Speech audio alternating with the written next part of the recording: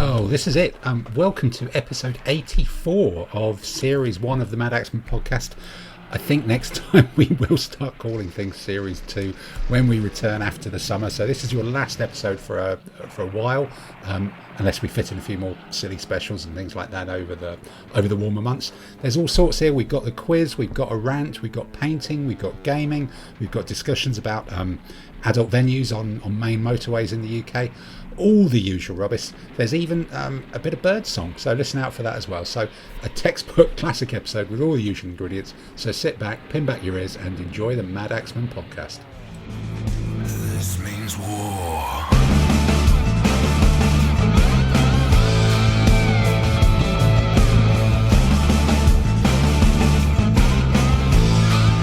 This means war. Well, look, we are here. There's currently a team of 6, and then we've got a 7th dial-in specialist who'll be joining us in about 10-15 minutes as well, which will give us the full set of 7 for I think we decided this is probably the last proper, if the word proper can really be applied to anything that we do here on the Madaxeman Podcast, the last proper podcast before a summer hiatus, as finally the torrential rain in the UK appears to be abating, and there will be some warmth and sunshine and the rest of it. And in theory, at least for a couple of weeks, we're all going to be able to run around and hug trees and hug each other and try and do some face-to-face social interaction before COVID cases reach another million a day or whatever it is, and we're all pinged by an NHS app, and we're not even allowed to meet each other on Zoom quite soon, I suspect. But so yes, last one before the summer, but even that, at the end of this epic 80 plus episodes, before we take the hiatus, we are still in the same usual set of things. And as there's been I think a 3-week break since the last one, that means there's probably an awful lot of painting to have discussed. And the place to start when we're using the phrase an awful lot of painting is the painting demon, the terrain queen, the forest mistress, whatever. Here we go. Tamsin, tell us, just astonish us with what, how much of the island of was it Borneo have you actually covered with real terrain in a 1-to-1 scale in the last 3 weeks? Oh, New Guinea, although the Australians did also fight on a couple of other islands, like Bougainville, New Britain, and indeed Borneo. They did right at the end. I've produced quite a bit over the last 3 weeks, as you can imagine. I've actually had random people contacting me on Twitter going, "Have you seen how much Tamsin's done? Oh my god!" It's it's out there in the wargaming ether. So it's something certainly happening out there. I did. One of the bit. So when I left you, I think I was about to start work on the plantations. And I think you'd only done 1,000 trees or something, but you were moving into the next couple of something like that. Yeah, and but sort of doing the terrain tiles for them. There was a lot of downtime while various stages were drying, so I decided, sod it. I start priming the MDF buildings and assembling them, and over a couple of days, you can see the picture. They can't. Got one. So is there one particular company that you get these MDF buildings from? Because there's all sorts of different ranges and qualities of MDF buildings, isn't there? The Far East ones. War Bases do a couple. Sarissa do a good range, and if you can get them, there's an Australian company, Knights of Dice, who also do some very nice MDF ones, but shipping times and costs. So you have got them. So there's some Knights of Dice terrain here then as well. We're looking at. There's no Knights of Dice terrain here. This is all Sarissa and War Bases. Okay. There's various huts, various such like. Lots of stuff there's on a couple stilts, of buildings which I actually ran out of the brown spray paint. So wow, that's impressive. Excellent. So I was working on terrain tiles and just find a picture. It's just showing So these are tiles. are those terrain tiles with wobbly edges that are kind of bases? Yeah, they're from Swiss Precision. Okay. Like for the plantations, they're going to be the trees are going to be plants are going to be regularly spaced. So I'd say go with squares. So you can see just a couple of progress shots there showing with static grass, without static grass. Yeah, and then there's a bit of pizza topping on there as well. And then so that's banana plantation. That is a banana plantation, isn't it? Yes. Covering 2 foot by 2 foot square. 4 square feet of banana trees. Wow. Yep. I've some skirmish games play on 4 if by you look 4. where the cursor's pointing, that's a 28mm figure. There's a little geezer in there. Yes, no, I can see it. Yeah, I can see his hands. Wow. Yep. No, he's not going to be short of potassium, is he? At any point in his daily diet. Yeah, and so with the potassium, and I think there's iodine, he'll also be slightly radioactive. Yes, he will. Yeah. But no chance of scurvy at all. He'll be scurvy free. Well, that's sort of everything. Sort of all the tiles there. Stacked. And that looks like you've got 2 really useful box inserts. Yeah. That have got special slots in to hold your banana trees. Yes. So they can be densely packed, and then they come out onto the bases and they're slightly less densely packed. Yes. Is there actually a game involved in where you take the bananas and put them in the holes on the board? It's like some sort of it's banana-based version of Banana Go, is it? Or something like that? Banana Sudoku, I think. Sure, it's like, somebody could get extra points if you get them all in a row. Yeah. Plantationville. Banana Connect 4. Connect 4. Is it part of the pre-game? Some people do like deployment and everything else. You get select banana deployment. Yeah. This is going to be it. It's going to be the new Too Fat Lardy set, isn't it? There's going to be a pre-game banana phase or something. Yeah. Tamsin, I've got to say, like, when I look at your painting output, I started off by being impressed. Then I started getting worried. And now I'm looking at you having 4 square foot of banana plantation. I've got to say, have you ever considered getting help? Yeah, it's just gone a bit bananas. Yeah, indeed. Oh, and with that, Andy's arrived. Peter, you jumped in and did Andy's joke just as he's arrived. Hello, Andy. Yeah. Hello. We're doing your jokes for you now. Look at that. Yeah. Right. And sort of proving that I've gone totally off my coconut, 2 foot by 4 foot coconut plantation. 2 foot by 4. So 2 foot by 2 and 2 foot by 4. But do you have special fragmentation rules for the coconuts landing on people? No, I don't. But could you? I possibly should. You should. More people get killed by coconuts than sharks. Well, those Japanese tanks are probably vulnerable enough that if a coconut fell on them, from the upper armor. Yeah. Oh no, those are Matildas, aren't they? I think. Those are Matildas. Yeah. Yeah, I'm going to say a berry's not going to stop a coconut. No. Yeah. Yeah. We're going into a tree-based fruit discussion, which is going slightly off wargaming topic. Yeah. If you've got 240 coconut trees, how many coconuts do you need? It's only 7. It's 2 foot by 4 foot. The tiles will take 72 trees, coconut palms. Right. Okay, so that's but how many bounty bars is that? I think it's just a lovely bunch, Peter. It's a lovely bunch. Yeah. That's all you can say about it. Wow. And then you can become a supplier of hipster coconut water for all the new modern age people. Yeah, possibly. It's your new side business. Yeah. So to take a photo just showing the tiles without the trees on.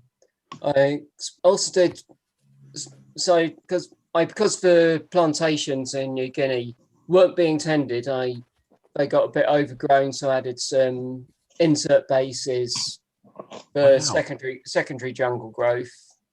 You could also call that sort of like shell damage, because it looks like it looks like shell holes. Yeah. Can do. Yeah.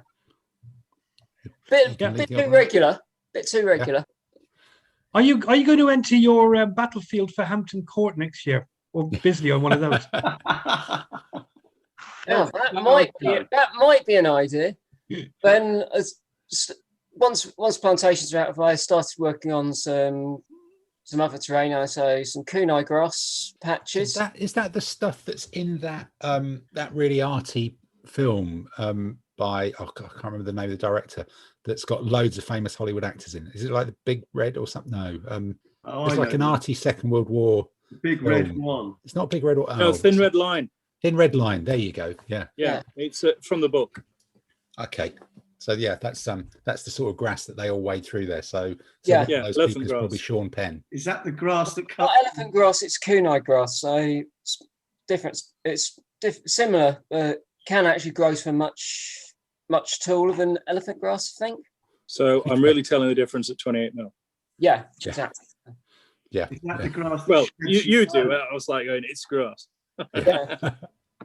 Is it mown? No. Therefore, it's big grass. Yeah. Jesus, it's huge. Awesome. Absolutely awesome. This means war.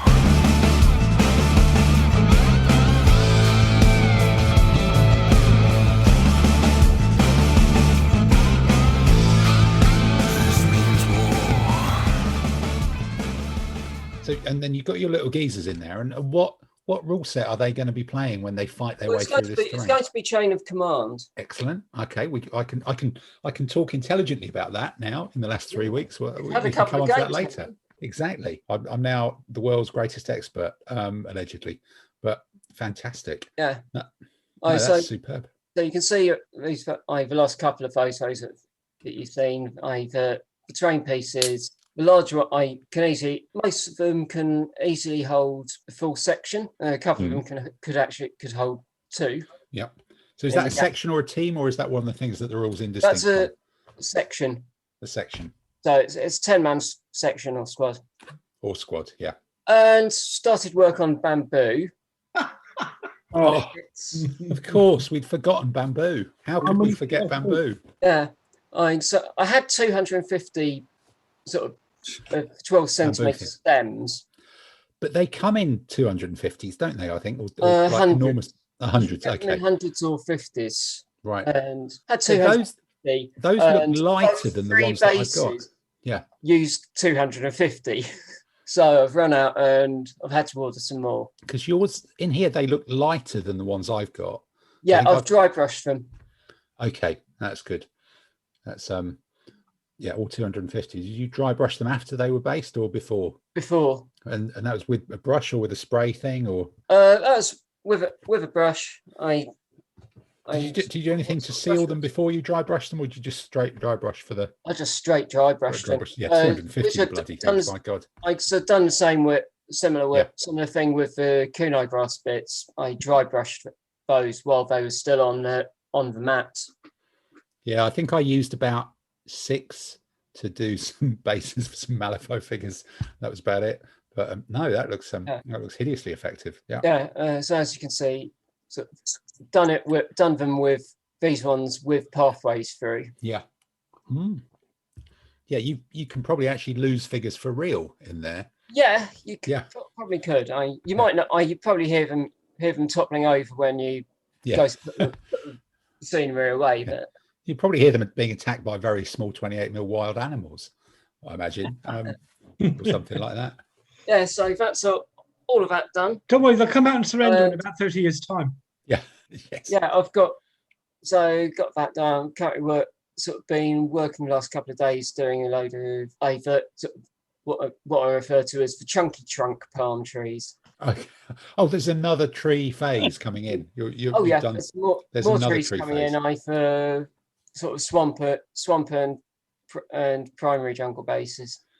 Wow. Okay. So when we come back in September or something, there will still be more tree stories. I might have actually finished terrain and gone back to painting figures. No, that will be good. That will be fantastic. Oh wow. Well, look, that's awesome. That's more.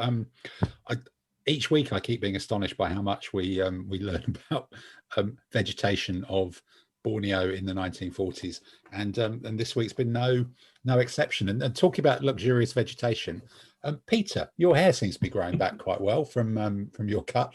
A little bit of facial fuzz as well, but the mane on top is just did the haircut. Yeah, the headcut's I going. can do the flow now. Yeah, it's looking quite bouffant. And I hear there's allegations that you've actually painted something in the last 3 weeks as well. Yes, Put brush to metal. Yeah, I cleaned up some Mycians and had a bit of a brush up on those, and the army I bought, and that was quite nice. Rolling that out and having a go, and doing a couple of extra bits around that. But the most recent ones, which I finished off a mere hour before I used them on Monday, were my Chinese cataphracts, which were deployed to great effect and great capability. But there's some nice little Essex ones. I quite enjoyed them, putting them together, getting them all cleaned up and everything else. They're quite nice little molds. They go in quite nicely with the rest of my army. So they're quite enjoyable. I'm going on a cataphract theme so far. So the last couple of armies I've done, I've had cataphracts, and I'm starting to understand that, just keep it going forwards. Yeah, On this turning mark. Peter, Who needs to turn? question for you, mate. Because cataphracts, I've got some, but not too many. When you say Chinese cataphracts, do they look different? Do they look sort of like East Asian, or is it just the armor just looks a little bit different? So actually, Adam, just to interrupt Peter there, we were playing in one of the slightly less well lit parts of the escape. So from my point of view, I couldn't bloody tell you what they were, to be honest. It was they were like blokes on horses. But Peter, go on. I'm sure they look lovely in the real world. In the real world, I had the joy of spraying. I actually chose the right color this time, which that's always a win for me. I got the metal one because I'd actually seen a nice picture in one of the history museums. So it was like a nice sort of silver all over. But then they have the silk underneath sort of thing. So underneath the armor. So it was like doing that with a nice little red to make it stand out and a nice little red plume on top. It's quite nice. And then just sort of shading it, bit of skin tone and everything else. But which army was this for, Peter? North and South. North and South. I was doing a bit of Bournemouth practice, but we'll get to that in a minute. We'll come back to it later. But no, it was the cataphracts, Adam.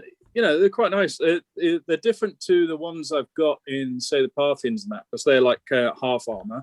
And some of the others have different types of armor with paneling or more silky type thing. It's supposed to be just straight metal. So, the ones I've seen so far have been different. It just adds a little bit of flavor. You're probably only going to have, say, 4 of them max most of the time, unless you're going crazy with Armenians or something. So it's interesting to have a couple of little different ones. They have a little flair one way or another. Cool. Okay, neat. And just going around the screen, and Simon, you've been, I think you put some new figures on the table recently as well. You've been doing some painting in the last 3 weeks. Yeah, so I purchased a whole bunch of Clive's, a couple of the armies off Clive's estate. So one of our friends from the club, who passed away last year, and I bought off him. He had this unboxed armies of the North. Charles XII army for the Swedish, and as people may, our listeners may remember, I have a slight thing for random Swedish armies and heavy metal. So I thought, why not? Let's paint up an army that with more Swedish heavy metal banners. So I've got a few more units have been painted up. So for Kings of the Battlefield, so this is like 18th century warfare, where normally you're going to have between 2 or 4 guns on the table. I've now got 8. Whoops. May have bought a bit too many. But I've also painted up some of the genre, so these first of the line infantry. So they're kind of quite nice.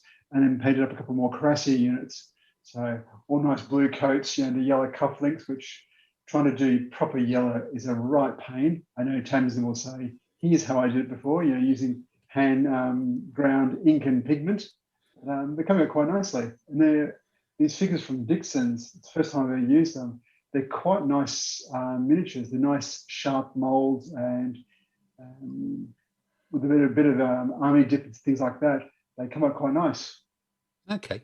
Are they the ones you actually got on table on Monday, or was that a different set? They were different sets. So on Monday, I had my second game of King of the Battlefield, and half the army was from Lockdown 1. So they were the QRF miniatures from that far back.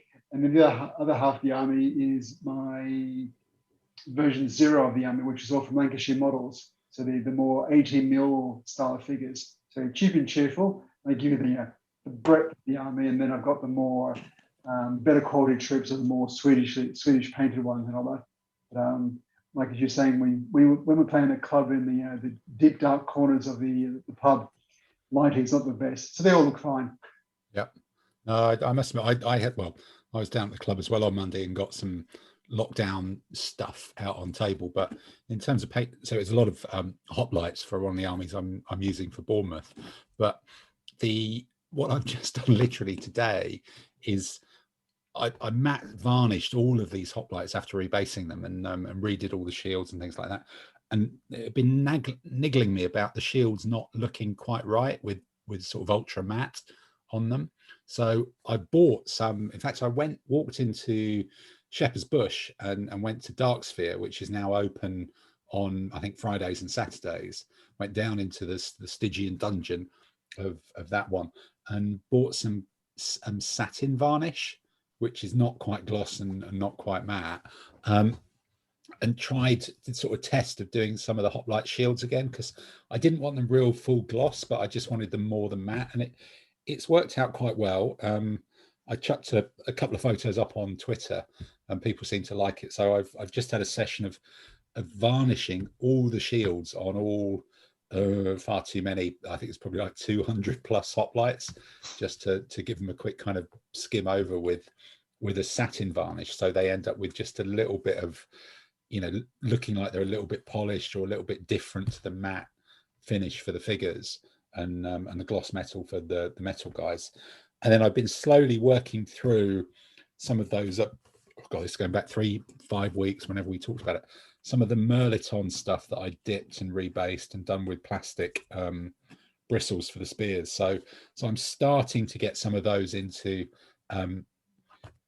groups that can actually be based, because I kind of quite often I just do all the spears and all the crossbows and all the longbows, and then I kind of work it out later. But because I was doing all these and sticking them on lollipop sticks to spray varnish them and undercoat them, not spray varnish, matte undercoat them, I actually organized them how I want to base them up before I did them. So each lollipop stick, you know, has got 3 crossbowmen for the back and then 4 spearmen for the front, and that's going to be a mixed formation. Or there's one, you know, with 8 spearmen, and that's going to be spearmen. And I'm doing the livery on it, so I've taken up a couple of the ideas from last time. I saw the Norwich ones just now. Half and half, blue and white, some yellows and greens, doing the reds. And then today I printed off a load of graphics for shields to stick onto the Merliton shields and start doing that as well. So I think they're at that stage that they will suddenly get done quite quickly after being quite slow to build up. I've got some 15mm ancient Spanish. I got hold of a Corvus Belli metal, I think DBA army from a guy at the club that are undercoated and are underway, that will give me, with what I had before, which I think was a Corvus Belli DBA army, a sort of a Spanish army to add to my generic sets of barbarians from beforehand as well.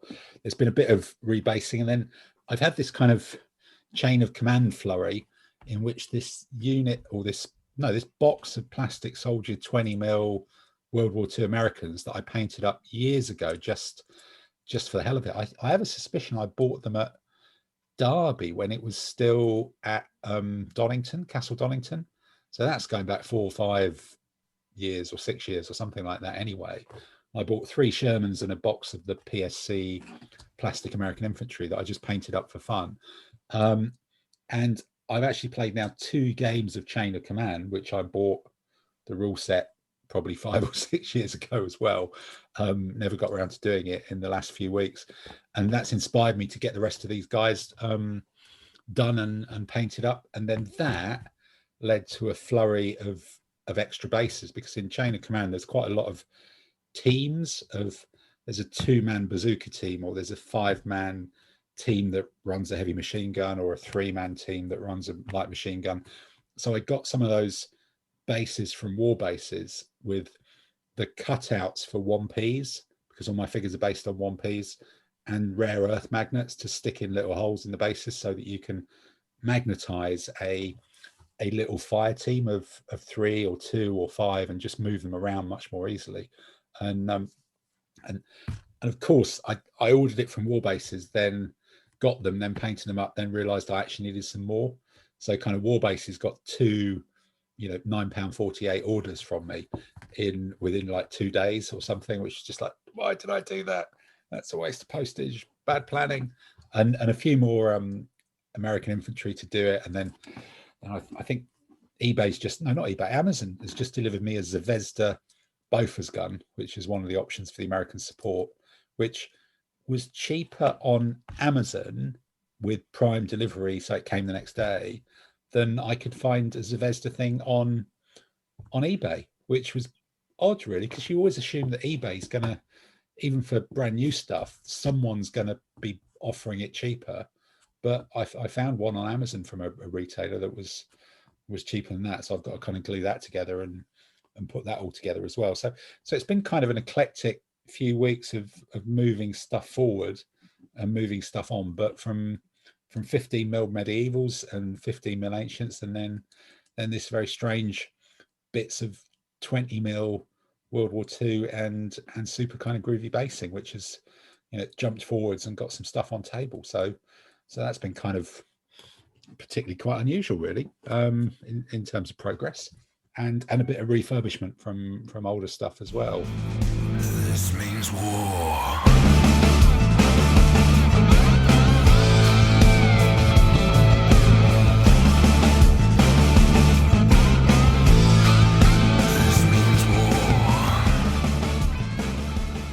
But, you know, talking about old stuff that's been refurbished, Andy, have you been doing much painting recently? I actually got a little bit done, yes. That Persian army I bought from that guy on Facebook, which arrived, the one with the 12 tugs that we talked about last time. They need some of them need a bit of TLC to tidy them up a bit. So, for example, I've done a kind of wash on the figures and dry brushed over the faces again and painted up where the spears were a bit cracked. So and put magnetic bases on. So I've done all the infantry now, and then eventually I'm going to have to do the cavalry, but that might involve repairing a few spears and stuff, which is a bit more labor intensive. So I've kind of slightly parked that to one side. Meanwhile, I did manage to spray in the garden a couple of weeks ago 30 25mm spearmen, which are going to be for my medieval army, my feudal army, and wow. The also, since I was out spraying, I basically got everything I could find to paint. So I've got the Cruel Seas, all the boats I've got for that, they've all been sprayed, and also the Ottomans. Let me guess, grey. Well, no, I actually painted them. I actually sprayed them black because I only had black spray. Probably would have been better to spray them grey, but just at least get some kind of shadowing or shading effects when I go over them in grey. I mean, the painting guide with it seems to be fairly picky about what shade of grey you do it in, but quite honestly, I suspect that just 2 or 3 different tones of grey and a little bit of rust and a bit of wooden planking and stuff, and it kind of look what they probably looked like if you came across them in a harbour. Yep. Yeah. Okay. So stuff bobbing around in a harbour then. All right. Okay then. Well, I think we just looking around the screen, we appear to be bereft of an Adam somewhere at the moment. I believe he's done some painting, but if we manage to establish contact with him again, we can dial him in later. But otherwise, I think Dave, unless you've done any painting in the last couple of weeks, no painting from Dave. No painting, just working. Just been working a work-free zone. So I think that rounds up temporarily, unless we come back to it, this week's painting. Means war.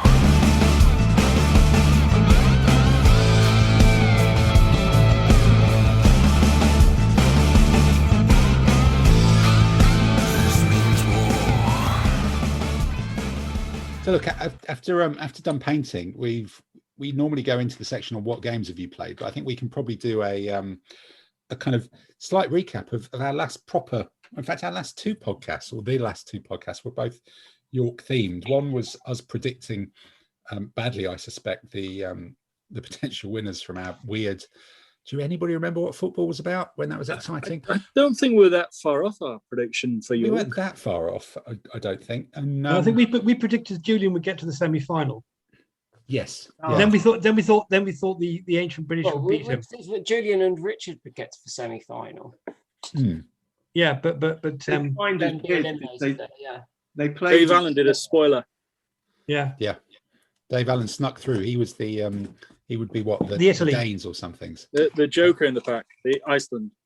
I think we all had a go at Julian's no bar tie, and Richard beat them, and Dave Allen and I lost to them, which basically gave Julian the competition, I would say. Well, I think Dave Allen was saying that if he'd gone for a draw rather than trying to beat them, he might have done that, and then points wise, he might have won the whole thing. Yeah, but that's shameful, though, isn't it? Really, you can't do that. But do you think the ancient Brits would have beat them, Dave? Having played it, because a massed army of ancient Brits there. There was an ancient Brit. We predicted an ancient Brit getting to the final with massed impetuous swordsmen. Maybe they could have overrun the kind of crappy filler before the 6 camels did the damage. But I think the camels would have just run. It wasn't a sophisticated army Julian used. You'll hate that, hearing that. Yeah. Well, didn't the 3 armies with the medium foot sort of like get run over? Sort of, yeah, sort of. But wasn't those one of yours, Tim? Yeah, absolutely. Yeah, no, absolutely. But against Julian's army, though, Julian's army did have a lot of medium foot. Two of the medium sword armies ended up sort of mid-table. Yeah, mid-table. But I think Julian's had a lot of medium foot in it as well. Yeah, if Tim or Gordon's medium foot monstrosities had faced Julian's army, I think they'd have had a pretty good chance. I mean, you think you'd probably get sacrificed to the elephant, to the camels down the centre of the table, but you'd have smashed hell out of his 2 wings and get around the back.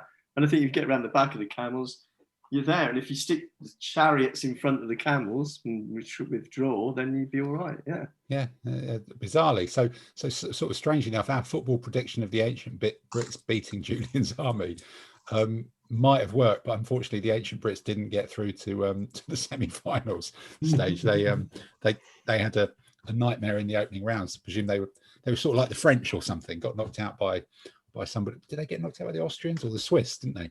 That was it. They got it was on penalties. The French went out, wasn't it? Yes, they went out on penalties. So and they're the world champions. So it kind of puts it in perspective. But again, it was good to it was good. We had an epic trip up the A1. Yes. Which was totally bizarre. Pornographer's paradise. Sorry? Pornographer's paradise. Pornographer's paradise, the A1, the as Alan Carr, the comedian, says, the horniest road in Britain, because it's got for some bizarre reason every old little chef, which for those of you outside the UK was kind of a roadside cafe chain, which makes no sense at all, of the 1970s, that we all would have frequented with our families, I'm sure. All of the closed down little chefs have been turned into sex shops up and down the A1. And really? Some of them are independent, and then there's like a chain as well, clearly, because some of them share the same name. And this is a thing. There's articles on the BBC, there's podcasts about it, comedians do skits about it. It's a thing, but we not quite realized how many there were, because I've not driven that far up the A1 before, but they're every few miles. It's kind of quite disturbing. And then it's kind of American Diner world as well, isn't it? American Diner was dreadful. Yeah, you had the worst burrito in the world, was it? I think burrito is quite a simple thing. But when the burrito came and the woman came over and says, oh, I'm sorry, I think we've given you the vegan burrito. Would you like the cheese and the sour cream?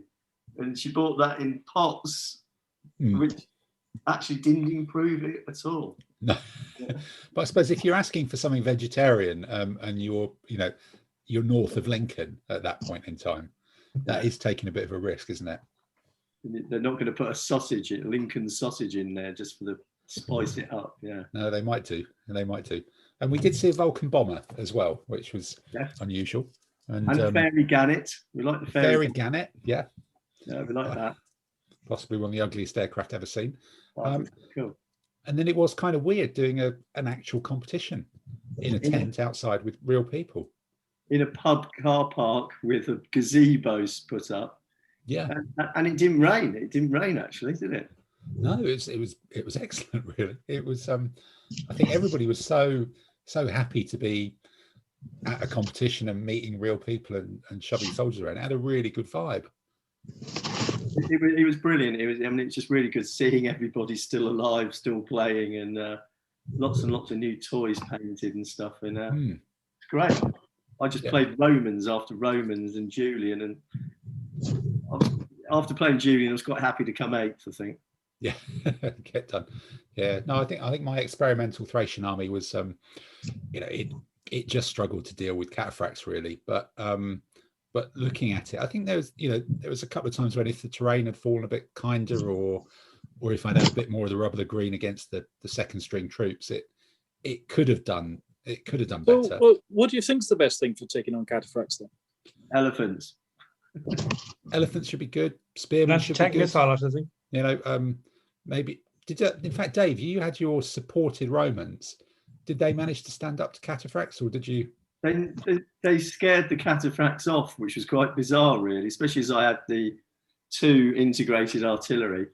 No, strange enough, the only cataphracts I saw was the first game against Sassanids, and I was kind of chasing his cavalry round the back of his army and squeaked to victory by 1 point when I thought I was going to lose. But no, I didn't really get into much combat with cataphracts at all. I think that Sassanid army was the only cataphract army I saw. Other than that, it was kind of like Romans and... Yeah, surprising. I'd have thought they'd take a few more of them. I played Sean a few weeks ago. The games that came up. I played Sean a few weeks ago when he had cataphract army, and I had some supported heavy Roman infantry, and they stood up reasonably well. I mean, they were getting a bit battered by the end of it, but they held up long enough to enable other people to come and hit his cataphracts in the flank. I must admit, even the games I played since with other armies as well, the cataphracts, they probably do end up winning nearly all the time, but they're so unmaneuverable after that, and there are so few of them in most armies. It's kind of like, there's 4 cataphracts, you feed them 4 things, and they probably kill those 4 things, but then it's sort of the end of the game, and it's not necessarily the cataphracts punching and then suddenly exploiting, because they just don't have the ability to turn and go chasing stuff around and hit loads of other things. They're expensive. So if you've got 4 things that cost 12 points and they kill 4 or 5 of the enemy, point for point, they're probably not not winning, but it just take up the attention. If they're up against sort of like heavy legion, they throw in sort of like swordsman impact, that's 12 points anyway. No, so it's just same cost. But it's just I think you're right. I think it's the exploit piece that is going to be different. You've got to have a cavalry with it, be it heavy cavalry, probably not impact. Something that is like it's like the wingman trailing on behind. He's not as good as looking, but the cataphracts are the blue-eyed boys stomping through to open the way for him to go and stomp all the light infantry.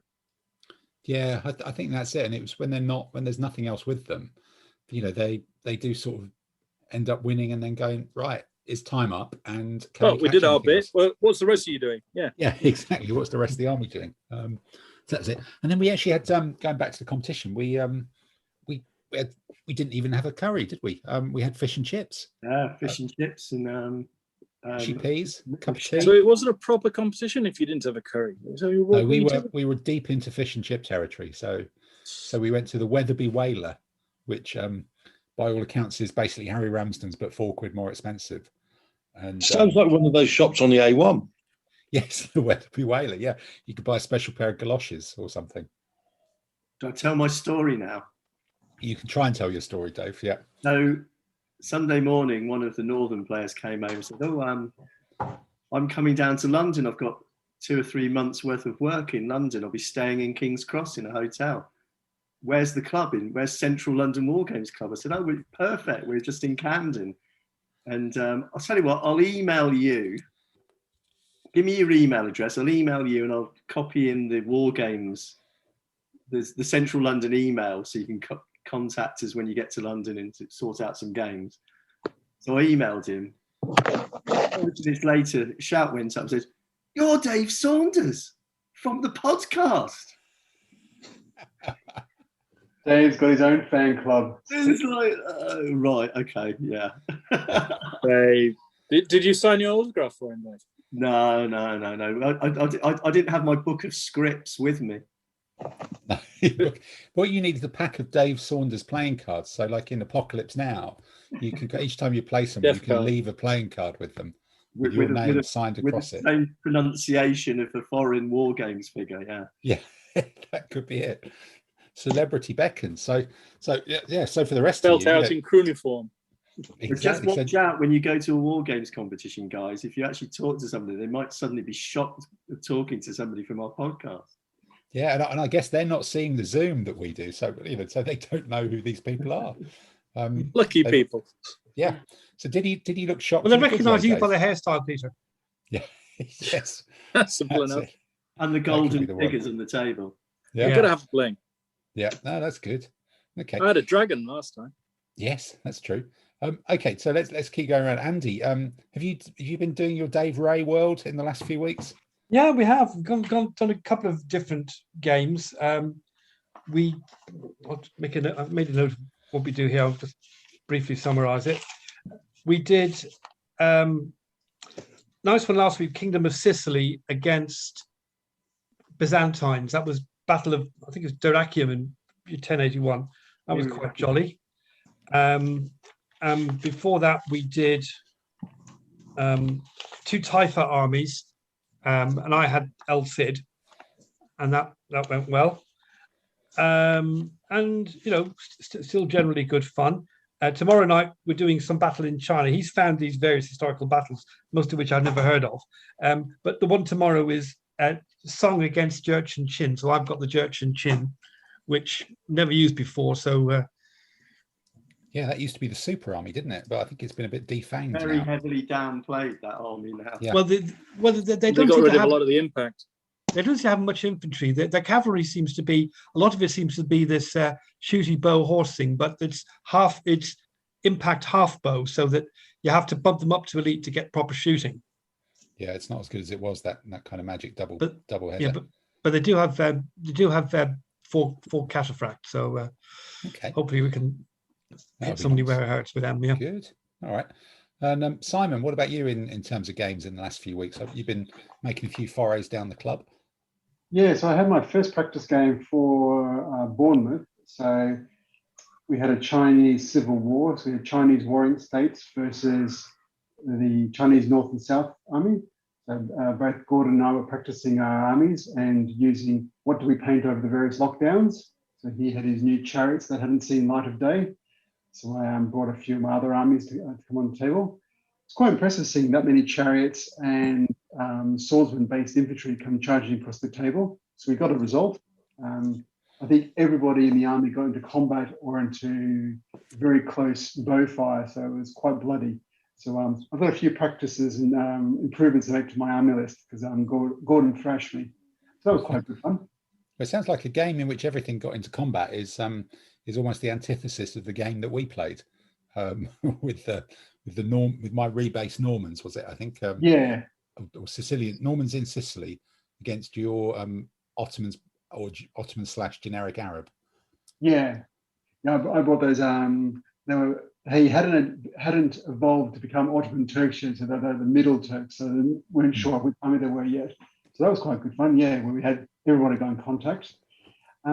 Then Andy and I had the second game of King of the Battlefields on Monday. So we played a smaller game. So we used, because King of the Battlefield is normally played on a standard 6 foot by 4 foot table. So we played a smaller game just using an ADLG sized table and cut the troop size down to the right size. And we had, a cracking game. Both of us managed to get pretty much every unit into melee combat, running away. Got a on-table flank march running, and then my army broke. Okay, one of those. It was quite impressive when the army was like, I'm holding, 5 units break in one turn. I went, So I guess we should go get another glass of wine because that's the game. Yep. That was it can happen. One minute your army is looking solid, next minute it's a massive great hole in your middle. It can happen to either side. Well, I did have to. The first 2 die rolls I made with the army. I was using my Prussian army, which I'd bought from Clive's estate. Were a 1 and a 2, and this is on a D10. And I had to remind Clive he didn't own the army anymore. Yeah. Yes. Send up prayers to Clive. Indeed. Okay. This means war.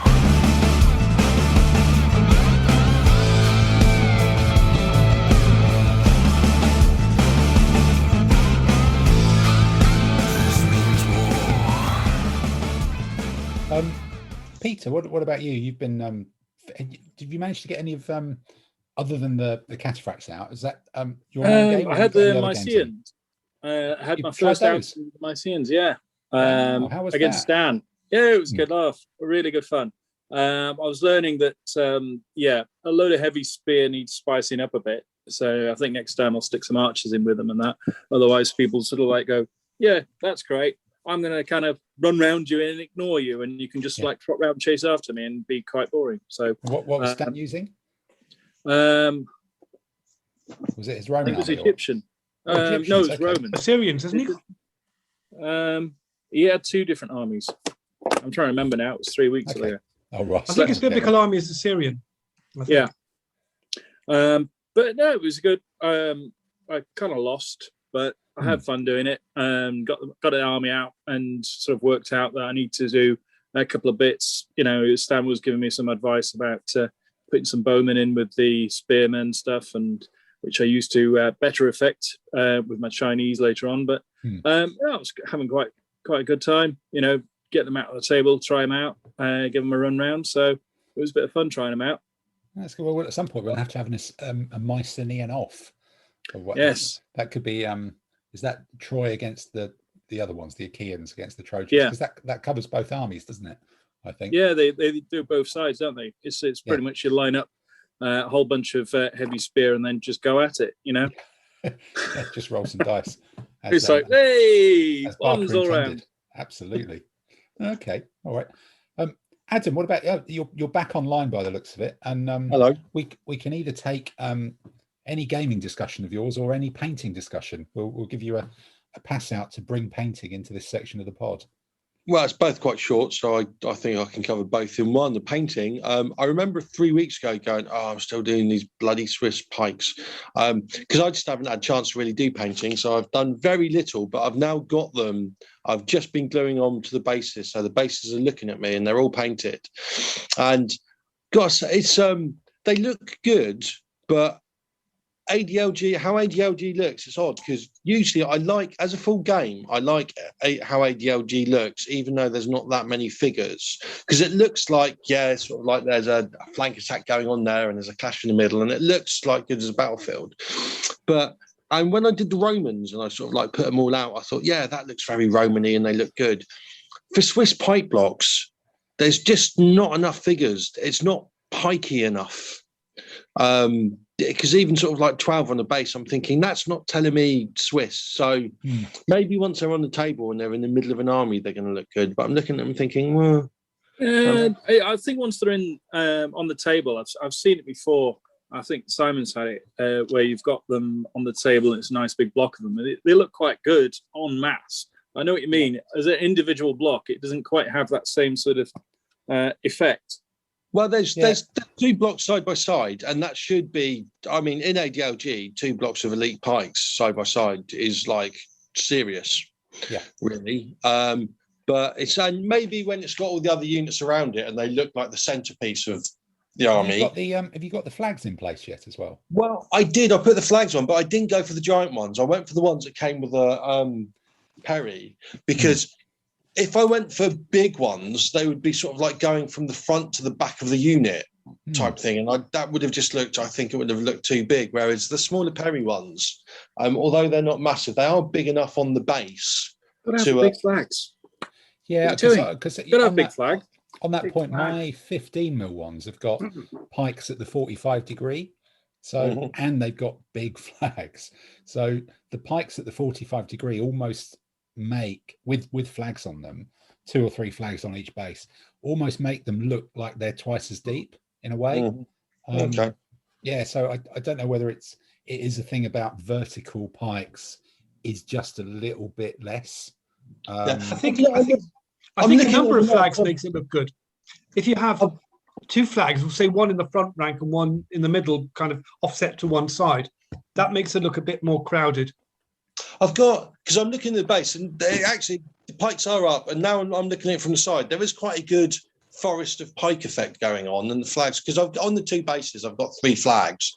So maybe I need to do the basing, and maybe I just need to because I've got a bit down on them because they've taken me so bloody long. It's not their fault. It's my children's fault, to be honest. So perhaps when I finish them, I'll get them out and go, yeah, they look good. So that's that. And gaming-wise, I've managed to do absolutely no gaming whatsoever.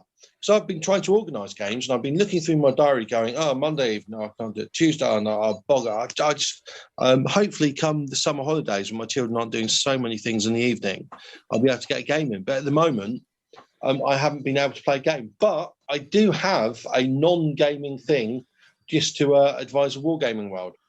When let's come to that after we wrap up the gaming then, because I think there's just. Is that just me left? Tamsin, have you managed to fit any games in? I managed to get a game in on Monday. Oh, you did? Yes, you were down the club. Yeah, you played Stan as well. What army did you wheel out there? It was an Allen's against his Republican Romans. Okay. And it was an interesting terrain bit because there were two large woods in the centre on one flank, and he'd got a river down that when he rolled to see what sort of river it was dry. Oh, okay, so not there at all. It had absolutely no effect on it.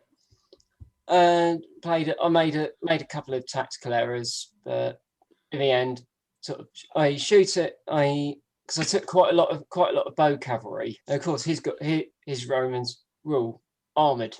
The small and hard up Roman army. That's very difficult in between two woods. So shooting just didn't get anywhere against his infantry, and I didn't really have enough of the impetuous cavalry to do serious damage. I did some damage, but not enough. Not enough, and went down on that one. Yeah. Can I just say on them armies, the vagaries of history are really, really weird because. If your name's Alan and you do wargaming and you don't have an army of Allans, there's something wrong with you. Because it's like, imagine, right, that in the sort of like 5th century, accompanying the Huns, there was a tribe of Daves sweeping across Europe. You know what I mean? So now you have lots of Dave armies playing. It's actually, like, anybody called Francis has to have an army of Franks. If there'd been an army of Daves, every wargame manufacturer would have been rich because there are so many bloody Daves to play war games, aren't there? Everybody would have had one. The name Allen comes from the Allens. I suppose it does. The Romans captured Allens in Brittany. It's part of the Roman army, and that's where the name Allen comes from. And the name Frank comes from... Yeah. Well, how many war gamers called Norman are there then? Fair point. I actually played against Stan's Republican Romans, and my cataphracts had great fun stomping. So ate them up. There's the theme straight through. Yeah. There's definitely. And you can also back up and charge back in again using your impact. Didn't need to. Oh, okay. No, just chew through. This means war.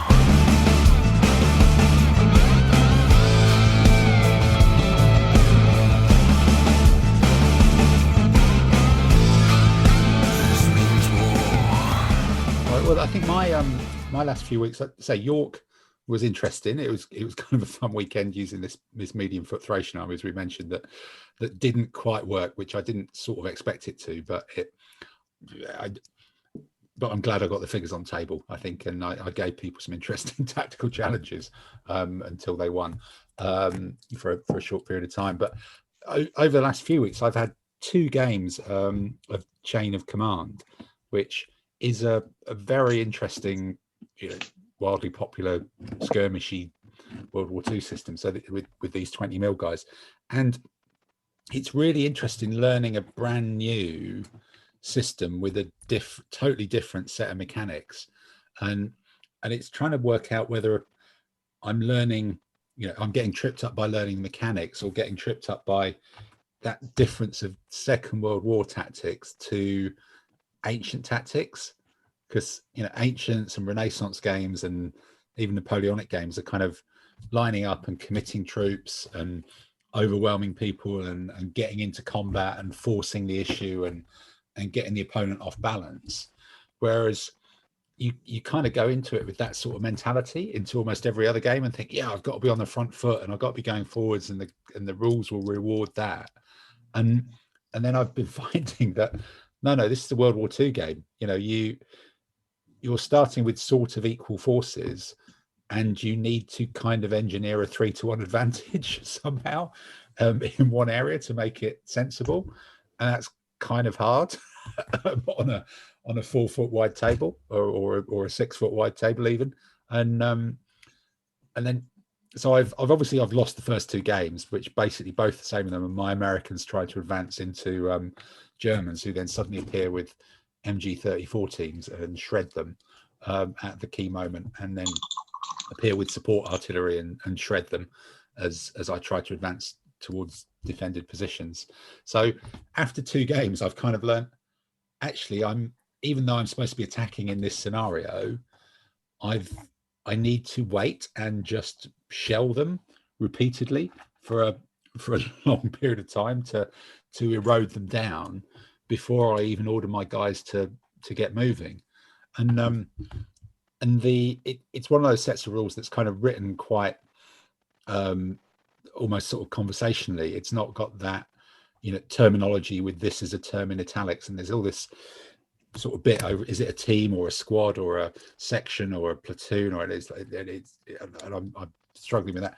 And then there's things about turns as well. So it really, actually, my conclusion is, which I think everybody else who's played it has already worked out, is it needs to be played almost as a mini campaign, and there's a lot of mini campaigns for it, because then the campaign of playing 5 or 6 games with a theme allows the Allied side to bring in more fresh reinforcements, and then the Germans have to do that German thing of not having very many men, but they're very good and they've got to protect them and they've got to fall back, and the Germans then have to have, strategically or tactically, sometimes it's the right option for the Germans to pull back because they're taking a few casualties, whereas if you just play it as a one-off game, the Germans sit there and will win, or the Americans need to just bring up artillery and pound the Germans from a long distance. So fairly realistic then. It's like really, it's realistic. It's kind of, you know, so about between 50 and 60% of all casualties were either artillery or mortar. It could well be, you know, and it's no, a it weird was. thing. It is, you know, it's a weird. It was. No, I'm saying, yeah, absolutely. I'm saying it is, but it's such an odd thing to try and get your head around, or it makes you reflect on some of the other rules that we play.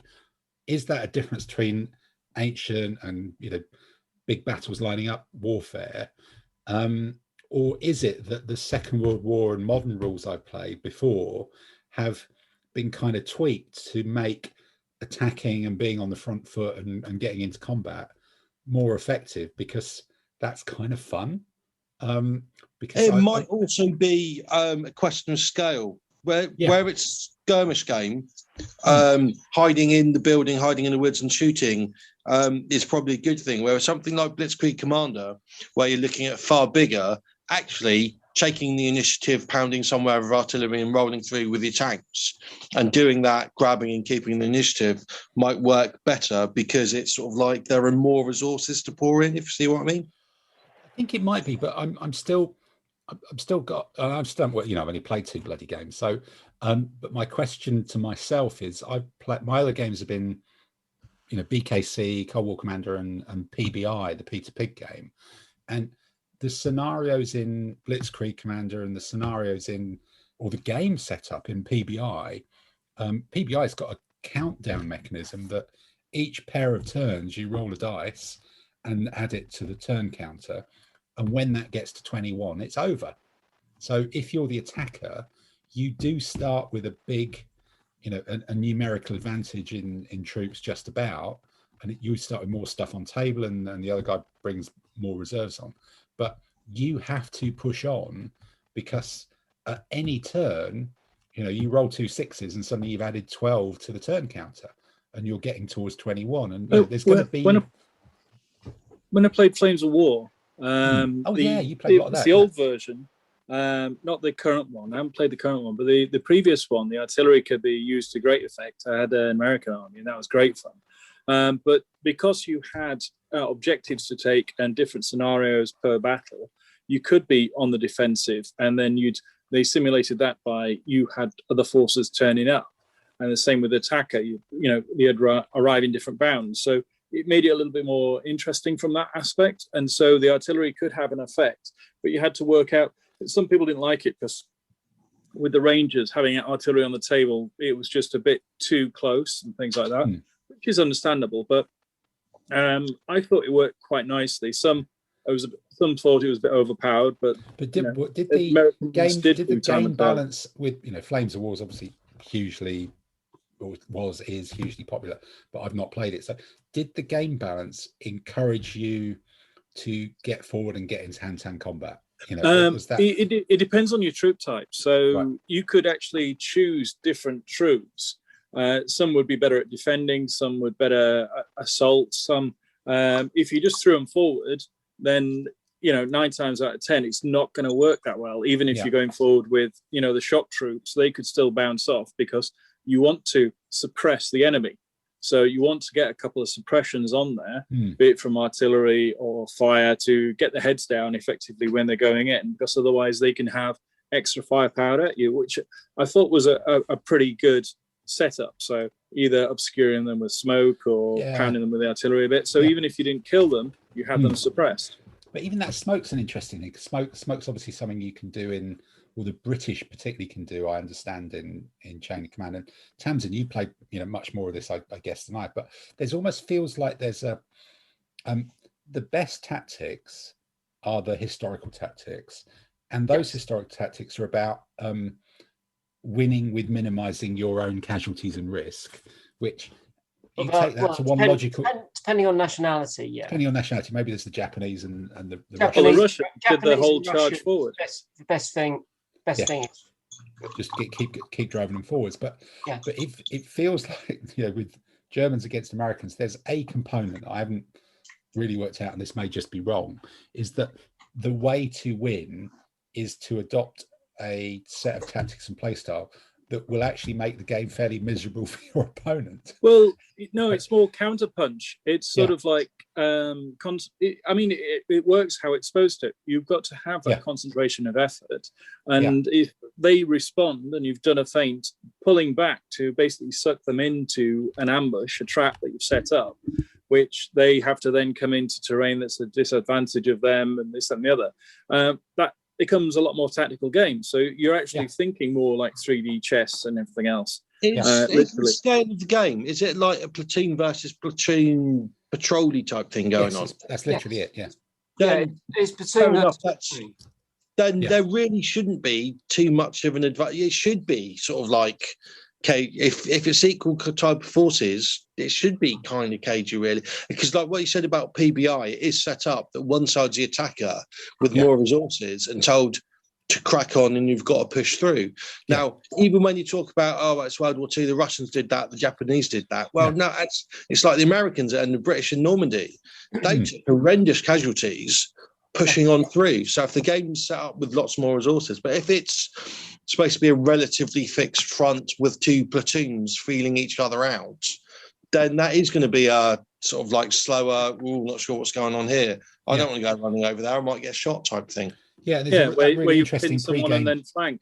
That's pre-game setup thing's really important as well. That I've clearly not got my head around, but I'm starting to understand. Oh, the patrol phase. Yeah, the patrol phase is really important. But when you read the accounts in World War II, even in Normandy, where there was horrendous casualties, certainly the Brocage and everything else, when you read like the accounts from some of like the lieutenants and sergeants and that level, the platoon level, a lot of it where you could literally have a big sort of concentrated, very small battle, one platoon versus another, and literally the next hedge over, there's nothing happening. Because the thick brocage and separation of communication. So you could actually have that, platoon by platoon. I mean, some of the larger ones, great, Cobra and everything else, the breakout and things, it's different. But, when you read some of the accounts, it conveys across the whole lack of communication, the fog of war, that sort of thing. Yeah, it's kind of like, I think I'm really fascinated by it, and I really like it. And it's interesting because it's a puzzle that my mind's trying to work out how to become better at it, which is brilliant. But a big part of that puzzle, which I didn't really expect, and maybe this is what I'm just trying to articulate here, is I'm having to retrain my expectations about how the game will play out, because we've all spent so long playing big bat and ancient games where I think the phrase is you've got to break some eggs. Particularly even the new version of ADLG is probably a bit more along the line of you've got to take some risks to win the game, and you are going to lose some casualties to win the game, and you've got to put troops into combats that they could win and they should win, but they still could lose, and that both sides are taking risks with that. And one of the things I think we all like about ADLG that had kind of gone wrong with Fog before it, and even DBM before it, was that those rules had got to a stage at which you could win the game without taking any risks, or a good player could win those games without taking any risks. Whereas ADLG, you can still get battered by the dice, and if somebody lines up troops solidly in a few lines and doesn't give away flanks, you can be relatively competent just by doing fairly simple tactics. Yet the tactics are quite sophisticated.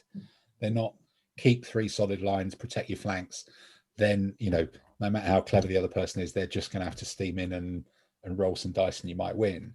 This is, the tactics are actually quite complicated, and it's trying to engineer a position at which it's hard to get to a stage that the other person doesn't really have much chance, and you're trying to tip the odds, which is, I'm having to retrain my mind, on my wargaming mind, to think about it, which is really interesting. It's a real head scratcher. So, but no, I'm enjoying it, and I think hopefully Jeff, who I played the first game against, our clubmate, doesn't listen to this podcast with a bit of luck, and he won't then know that I've played another game against Don, Mr. Avis, and hopefully learnt a lot more. So next time I turn up to play Jeff, I'll be 2 games in, and he'll think I'm only 1 game in, and my Americans could do loads of cool stuff. So well, Jeff's a good player anyway.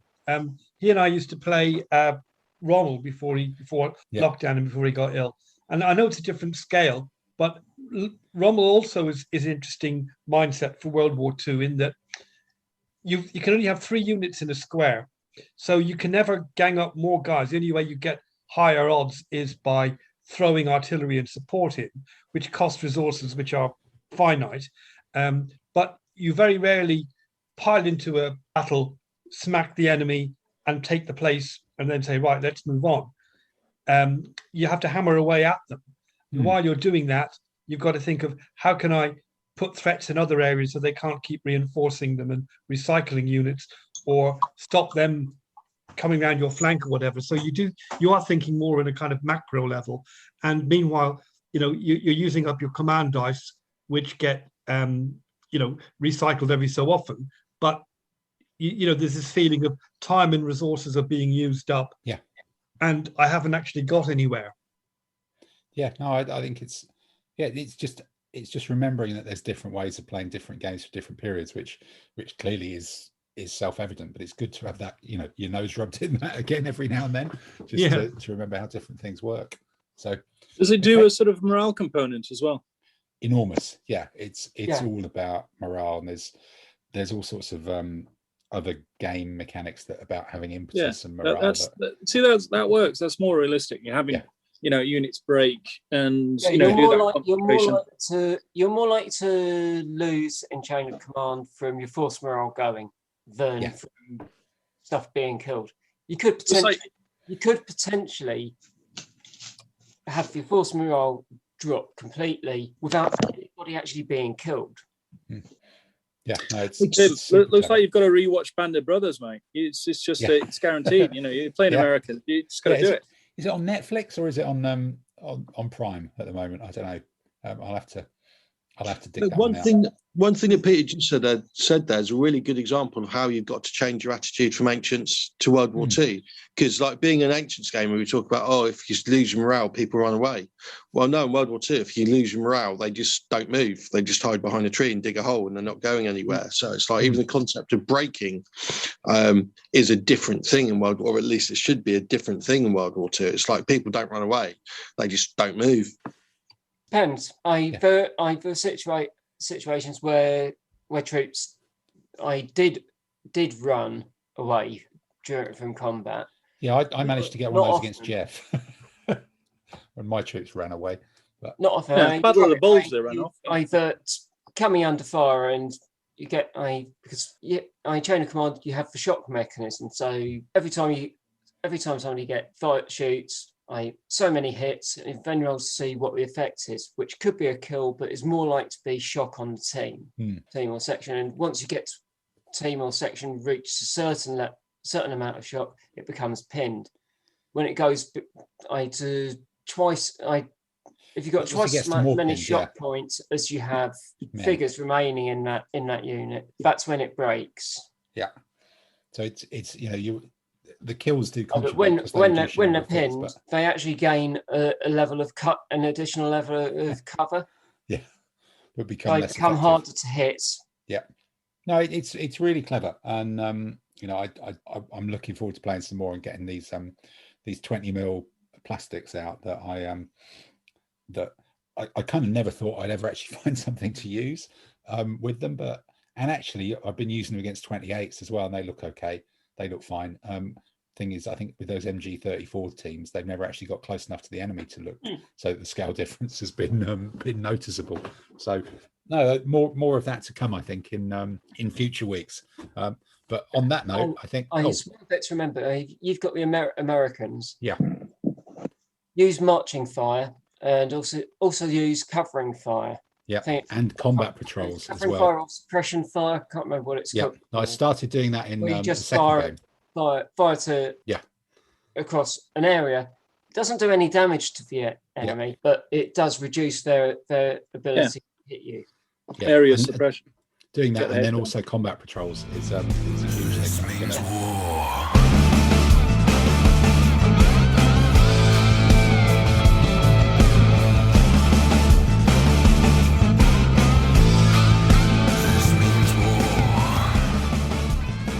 You also played another game on Monday, didn't you, Tim?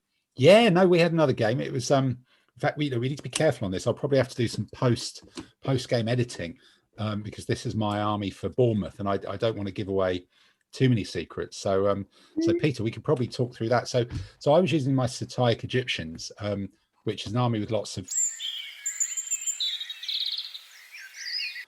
in it, and then quite a lot of in it, and then some in it as well, and it's kind of an interesting combination. It deploys quite interestingly, and and the kind of terrain I was looking for was so I did manage to get down on one flank and then two really small bits of terrain, and you were using your Mad Chinese as well, weren't you? Yeah, my Mad Chinese with the bulletproof light cavalry. So yeah, it's like going through and trying out the cataphracts and how the spearmen sort of performed against them. Yeah, and then all your medium swordsmen mixed with bow, who managed to stand up against my remarkably well, and just to like dodge round to a little sort of like shimmy off to the right, and then stomp through your. Yeah, with my dreadful command pips. But I think the highlight was definitely on the right flank when my unit of attempted to to attack your two light horse repeatedly from turn one every single time, and I think you managed to rally them. I think it was 11 times. 7 times, yeah, two units. You managed to rally them 7 times during the course of the game, and it was only the last turn by the time I actually managed to kill one, which was delightful. That was made you feel particularly good about it, about that whole line. It made me feel that I think as was the case, Andy, the game I played against you with those damned tea people. see people, Yeah. gave me some tremendously good dice in my first game at York. So hopefully I've teed up some tremendously good dice for one of my games at Note to self: don't play Tim first. Don't play Tim at watch out for that. First time. Well, I think they normally try to keep club members apart from each other, don't they? So no, you may be safe on that. And I think myself, I've decided not to take the Scythian. Right. Okay. No, that's possibly not the option. But I think for Bournemouth, once we get the lists done, we might do a special sort of half-hour one-off prediction podcast, because that seemed to be quite popular last time. So we might try and squeeze one of those in at some point. I'm doing the review of them right now to break our hiatus as list checking. So that'll be good. So find out what Micah thinks of the list then. Yes, see what Micah thinks, or whoever's the commentator who's popular in a couple of weeks' time. So possibly it's the Olympics by then, isn't it? But yeah, it'll be Olympics commentator. That'll be the East German judge. It will be something like that. Null point for Wyoming. And on that note, I think that's probably done gaming to death, and we can move on to the next feature. So that's Adam. You want to rant? Do you about longbows? I can give you a rant about longbows, I reckon. Okay. Well, look, we've got a competition coming up in Bournemouth, which luckily is yet another classical competition that allows us to get all these classical troop types out, which means that the growing world of whinge about longbows, as I sit here with some in front of me that I'm repainting and rebasing, it's kind of almost a murmuring tidal wave of whinge, isn't there? So you can hear it way off in the distance, like summer rain or a summer thunderstorm on the horizon that's coming in. And Adam, I think you're hoping to anticipate the wave of whinge, I suspect, with your proposal about longbowmen that heralds another episode of I'm Sorry, I Think You're an Arse.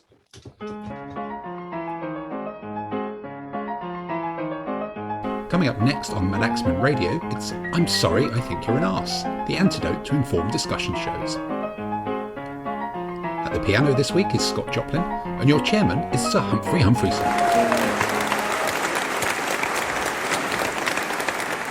Hello and welcome everybody to this week's edition of I'm Sorry, I Think You're an Arse. You join us this week from the Cerberus Amphitheatre in Nether Wallop in rural Hampshire, which is a real kick in the pants for those of you who prefer big city locations. Nestled gently in the rolling hills of southern England, visitors to the town can climb to the top of a nearby TV broadcasting mast, where they're greeted with a view covering 7 different counties. On a clear day, it is sometimes even possible to catch sight of Portsmouth off in the distance, despite the many prominent warning signs advising against this. Adam, what, the classic English weapon, we're in a world of where being English is now being celebrated, even though we lost, and longbows. Well, tell us about it. I'll try not to murmur, and the thing is, I'm not sure this is actually a whinge about longbows per se. This is a whinge about wargamers and what they concentrate on and what they find important. Now, with longbows are a good example of this, and that is mixed up with English nationalism going back to Victoria times, where the longbow was a victorious weapon and sort of like we beat the French and stuff. But this is a really good example of wargamers concentrating on kit to the exclusion of other things, because this is how the classic wargame story goes, and this is what you see in wargames rules. Longbows, super deadly weapon used by well-trained troops, and they were just massively excellent and defeated mainly the French, but other people as well, for a period of about 150 years. And the English armies won the battles in the 100 Years' War because the longbow was so dominant. That's fair. Is that a fair summary of what the general belief about longbows is? Until the end of the 100 Years' War, when the longbowmen got stomped. Exactly like that. But for about 100 years, it was the longbow that did it. Right. The longbow victories, the battles that were the longbow victories. I'm going to describe them. The first one, and probably the greatest English victory in the 100 Years' War, what you had was a well-trained, well-commanded army fighting an enemy army where it's massively outnumbered. But this well-trained, well-commanded army was in a defensive position uphill where the flanks couldn't be turned, behind some temporary fortifications and behind some obstacles. It was attacked piecemeal by the enemy army over the course of several hours as different parts of the enemy army turned back. So even though it was really outnumbered, it just got attacked piecemeal. At one point, one part of the enemy army attacked another part of the enemy army before going on to attack the British army. You don't need longbows to explain why the English won at Cressy. It's just not needed. The English army won at Cressy, and if they weren't armed with longbows, they would have still won. Agincourt, you've got a sort of... Sorry, so you're saying Cressy could have been a story of blunt spoons if the cutlery had been different at the time? Well, maybe not blunt. They would probably need to be sharpened spoons. But when you've got a well-commanded, well-trained army in an excellent defensive position being attacked piecemeal by a feudal army that at one point has a fight with itself, you don't need a wonder weapon to explain why the well-trained defensive army won. And the same as Agincourt. It's like you've got an army where the longbows are on the flanks and the French start off by a small amount of knights charging at them. They actually charge through the longbow hell and they get stopped by the stakes and then they run off. And then the main part of the French army attacks in really tightly packed columns, not along the whole front, but really tightly packed columns in a really slippery field against particular parts of the English army. They get held. And then because they get held, they're too tightly packed together and they all fall over on top of each other. Again, it's like with such poor tactics, you don't need a wonder weapon to explain why the English won that battle. Okay. And what you've got later on when other armies start losing longbows, and they're well-trained longbowmen who can use longbows excellently, like the Burgundians and the French as well, towards the end of the 100 Years' War in the second half of the 15th century. They're not wonder weapons, okay? What you've got an English army that had well-trained troops, that was well-organised, that chose when and where to fight, defeating a feudal host. And when that feudal host became professionalised, what we now call the Ordnance French, when it became professionalised, and when it became a professional army as well, then all of a sudden it wasn't losing all the time. But what wargamers do is they look at the obvious, they go, well, it's longbows, isn't it? Well, no, warfare's a lot more complicated than that. It's sort of like, it's about command and control, it's about morale, it's about effective command, effective planning, which for large parts of the 100 Years' War, the English had, and to be frank, for a large part of the 100 Years' War, the French didn't. And when the French did have, even in the first half of the 100 Years' War, when Bertrand de Gusclin was in command of the French forces, he actually sort of like recaptured most of France from the English. Longbows didn't stop him doing that. So the longbows aren't a wonder weapon. There are other factors in play. But because we always concentrate on what happens on the battlefield, we look at it and we go, oh, wow, it's a wonder weapon, isn't it? Rather than, most warfare isn't on battlefields. So we don't look at the important stuff. Because, and even when you look at wargaming stuff, because I keep thinking, I've got to do an Indian army. I want an army with elephants. And how many people here used to play sixth? Anyone play sixth? Yep, I'm here. Yep. Do you remember the Indian army in sixth when you had medium infantry, irregular C, armed with longbows and two-handed cutting weapons? I had 100 of them. Yeah. Lambing figures. I mean, that's all in a line. I look at ADLG now and I look at the list and go, well, if they had two-handed cutting weapons and longbows, they would be quite good. Yeah. So again, this sort of like whole thing about weapons, it's like people go on. They'd still have some shit medium cavalry though, wouldn't they? Well, that's been part of it for all regular time. D medium cavalry at the back. But it's mixed, and it is mixed up with English nationalism quite deliberately in Victorian times when English history was being invented. And this myth is just carried on through. And it might be that they are effective troops. So kind of make them effective. But just to take this one unit, one sort of style of bow troops and go, oh, they're far better than everybody else, when they probably kind of weren't. And you've even got French rules that are falling for it. So, longbows, overplayed, not that important. They don't need all these special rules, I don't think. I think there are other reasons why they were so effective. I think it's more to do with their professionalism, isn't it? That they were trained and trained and trained. And professional troops. At Cressy, it's a professional mercenary army being chased across northern France until they sort of decide to put up a fight. And then, as you say, the French are just a bunch of idiots. Until they find a good defensive position and go on then, we'll have you. And then, well, you got to look at the fact that knights are actually, the leader is blind and charges in for no apparent reason with them all tied together. How does that go?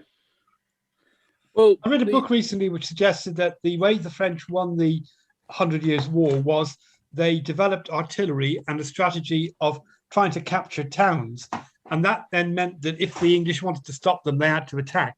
And that didn't work well with their, type of army. Well, what you got to remember with the longbows is it fires further and hits harder than a crossbow over a decent distance. So you can reload and fire a longbow. No, either range and power. The crossbow falls off after a certain distance. Crossbows and longbows had roughly equivalent power. Nah, not over. I think you're missing the key point, though, isn't it? The longbow was an English weapon. It was a rate of shooting. Invented by English people. And the crossbow was invented by dastardly foreigners. So, and it was a technology. So, but the other one involved English yeomanry being strong and having very large right arms or left arms. Yeah, you've got to face facts that the longbows were the mortars of that period. And we know mortars are good. So, got to face facts. It was like mobile artillery. Having a muddy field. Tell me a mounted charge. Is a big help. Tell me a mounted charge. It was stopped by longbows. Yeah, I mean, there's plenty in the games I've played with longbows, for sure. Yeah. But in history, tell me a mounted charge. Are you just upset that your mounted charge keeps being stopped by longbows? Is that it? No. I've keep being stumped by longbows. But tell me, again, it's a fair question. Tell me a mounted charge in history that got stopped by longbow fire. I'm sure it would have been if the French had been competent enough to actually put a mounted charge together, just because that sort of innate Englishness would have, maybe they just would have been a bit scared and bottled it. Because they knew the longbow had really good factors, so they were too scared to actually charge them. They're too scared to actually charge it. It worked by deterrent almost. It's a moral victory. Cool. There was a French mounted charge, which wasn't stopped by the longbows. It was effectively stopped by the stakes. There you go. The longbowmen had. Yeah.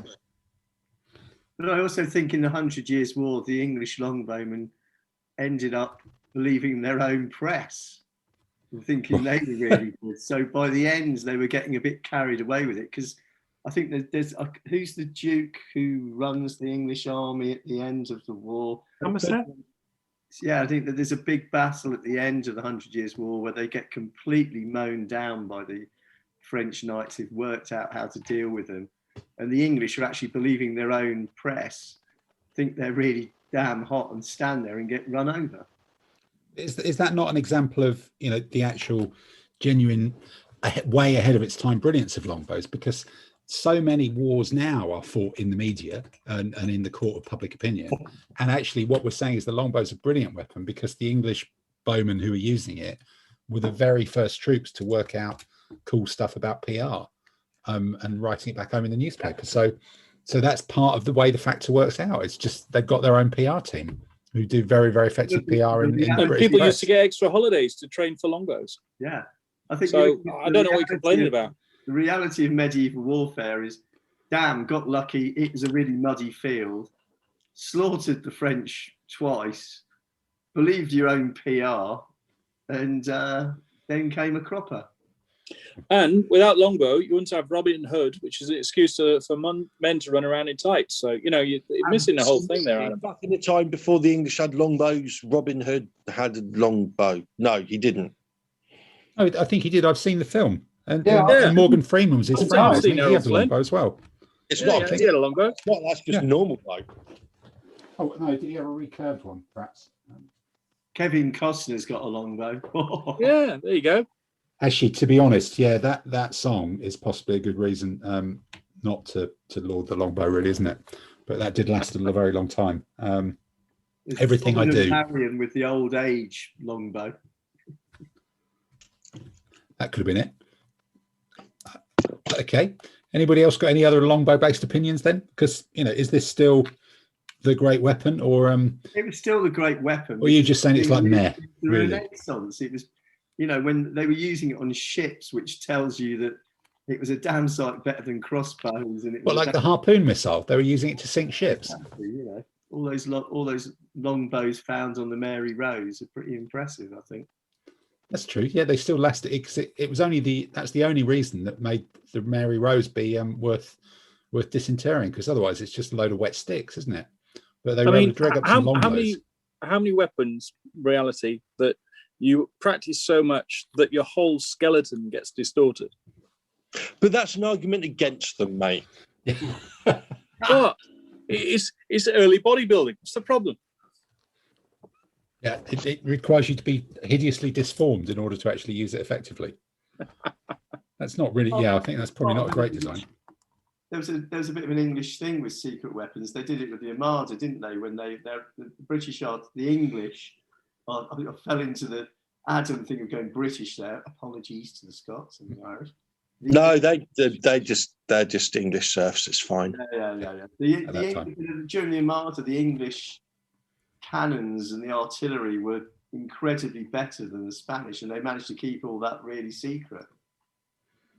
So then they weren't doing the PR thing then at that time. I thought they just burnt them with fire ships. I'm not sure if it was very much better. It's the crews were certainly better drilled. Apparently, the French during the Armada, that our guns were physically built better.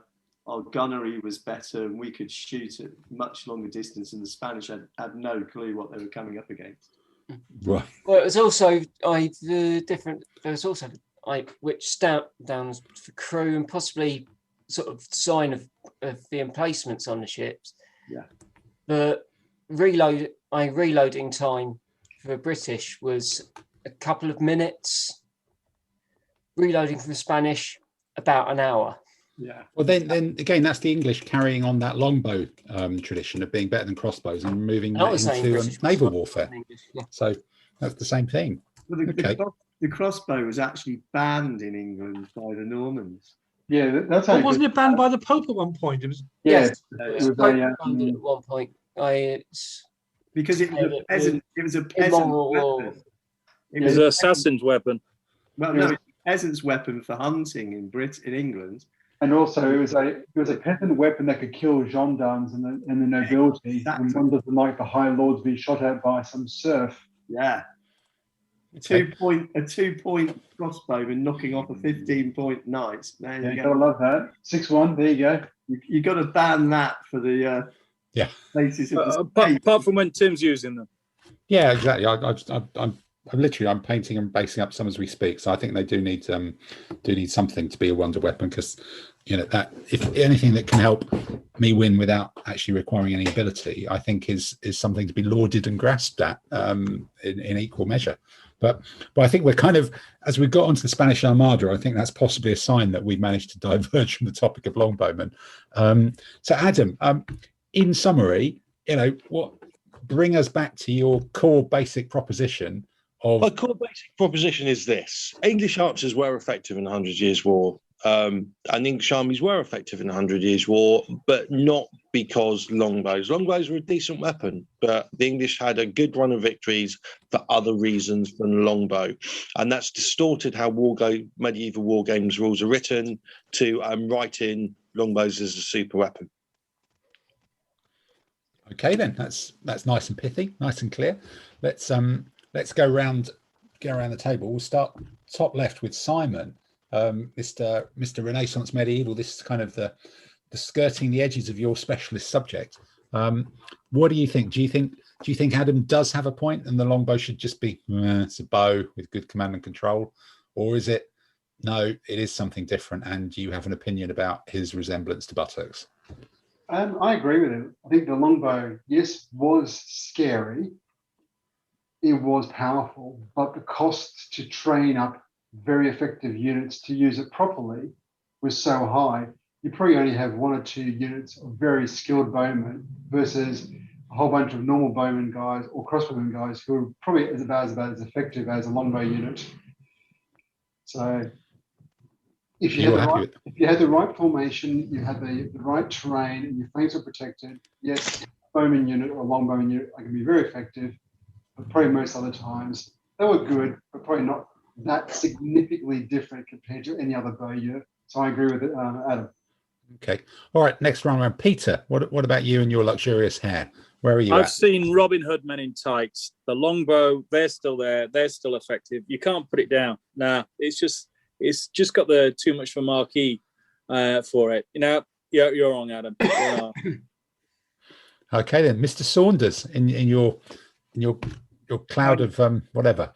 I think Arse, definite Arse. I think the longbow was the weapon which destroyed mounted knights and therefore has its place in history. Okay. Tamsin, what about you? Where are you on the longbow? Is it a magic weapon or was it just well managed, well used? Not a magic weapon. It's better than the standard bows that were being used earlier. I had better range and better armor penetration. Is it as super weapon as Wargames rules make it? Probably not that. Probably not that. Okay, so we're 2 and 2 then. How do you change factors for rules? Yeah, it's more difficult. So I'm going to go on the arse about it, but. Oh right. Oh okay. Oh, I thought you were going there with the other way. So we're 3 and 1. Andy, what about you? I don't agree with Adam's thesis, because why would English armies have so many longbowmen if they didn't work? And it did. Because that's what they had. Well, they also had men at arms and people like that. And there was nothing previously which had caused the end of mounted knights charging to the same extent as the fact that the enemy's got a load of longbows. Yeah, there is. Swiss troops with what are now called pole arms and keels and deep formations, they made mounted knights stop charging and get off their horses. That was kind of the same era, slightly later maybe, but not because earlier. Super weapon. It's because they could stand their ground, and they knew that if they didn't run, they could take on the knights. So they didn't have longbows, and they were just as effective against mounted knights as knights longbow armed troops. I wouldn't argue against that, but the point is the Swiss and their pike keels and the pike formations. They made the knights get off their horses before pikes. They got that was later. Pole arms. That's later. The Swiss are later than the English longbow. I think we're getting into another session, aren't we, about the Swiss are really cool as well. But go back to longbow. So Andy, where are you at? The English never fought the Swiss, but that's why we play war games, because we just. Yes, we did. We beat them a couple of weeks ago. Yes. Yeah. That's why we play war games. Army. No, I think Adam's an arse. Nearest army that you get to the nearest combat warfare you get either to English army against Swiss army would be Burgundian versus Swiss, and that was later. So it was when the Swiss had adopted pike. That didn't end well, did it, for the Burgundians? No. All right. Okay. So does that? I'm just running around. So we're currently at 4 and 1. So I think Adam, I think I'm actually with you on this. I think it is all about organization tactics and a myth. And actually, I think there's another thing. I think it's just a very, very cynical ploy developed by both, first initially by English rules writers back in the days of whenever that didn't research it properly, and then it's been delightfully cynically adopted by foreign rules writers around the world, because they've realized that England is just such a bloody big market for this stuff. And the same thing happens with Flames of War, where you get British artillery stonk in the Second World War, and there's that's from New Zealand. There's all sorts of things where people pander to the British wargamer to to flatter the British and do it and flog them things. So I just think it's modern day commercialism, really. It's the rise of capitalism. That's the fault of it. Otherwise, they could just be bows with like superior or some other sort of factor. Although I do miss the Indian troops with longbows and two-handed cavalry. God, those 100 guys that I used to have, they were heavy infantry actually at one point. Oh no, medium infantry could be close formation. Sorry, I'm getting ADLG and 6th mixed up, aren't I? So they were medium infantry, unarmored, close formation, 2 units of 50, which gave you a really good hit count, wasn't it? It was almost impossible to do 1 casualty per figure on them because there were so bloody many of the bastards. I've actually got some of the minifigs, 1970s 25mm Indian. That would be the one. Longbow. And in fact, in what was it? Was it in 6th? 6th, I think 6th, the Indian longbow had their apogee because there was a pre-game thing and that you could challenge the enemy general to personal combat. And then the Indians was on an elephant, so that was always going to give you an advantage. So then the opposition general could counter challenge and say, we'll fight on foot. And then it was how the figure was depicted. So my Indian general was in his howdah with a longbow and a 2-handed cutting weapon. And so he'd get a longbow shot in and then go in somewhere turning. So no one ever accepted the challenge. And that always gave you an advantage at the start of every battle. So the Indians had the super troop as well. So somebody, maybe Phil Barker, liked to curry or something. And I think on that note, it's probably time for the music to come in. Well, as the flank march of time continues to struggle to find the tabletop of destiny, that's all we've got time for on this week's episode of I'm Sorry, I Think You're an Arse. We'll be back next week.